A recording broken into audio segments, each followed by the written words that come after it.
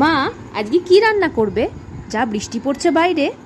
আজকে ভাবছি একটু পাবদা মাছের ঝাল করি, বুঝলি? ঝালটা কিন্তু খুব ঝাল দিয়েই করো, মানে অনেক কাঁচা লঙ্কা দিয়ে। হ্যাঁ হ্যাঁ, মাছের ঝাল যখন নাম তখন তো ঝাল দিতেই হবে, এমনি নামেই ঝাল রয়েছে। আচ্ছা, আজকে ভাবছি একটু শিলপাটায় মশলা করি। তাহলে তো খুব ভালোই হবে। হ্যাঁ, শিলপাটার মশলা তো খাওয়াই হয় না, মিক্সির ব্যবহারই তো বেশি হয়। আগেকার দিনে তো সবাই শিলে বেটেই রান্না করতো, সেই স্বাদই অতুলনীয় থাকতো। তার জন্য ভাবছি শিলে করি, দাঁড়া এই মাছটা তাহলে খেতে খুব ভালো হবে। হ্যাঁ, আর অনেক করে কিন্তু সর্ষের তেল দিও, যাতে তেল ঝোল হয়। বাপরে, তেল ঝোল! ঠিক আছে, তেল ঝোলেই খাবি আজকে, তেল ঝোল দিয়েই করব। মনের মতো হলে পরে খেয়ে তখন হাত চাটবি। দেখতে তো বেশ লোভনীয় হয়েছে, খেয়েই বলবো কেমন হয়েছে। হ্যাঁ, সেটার অপেক্ষায় রইলাম।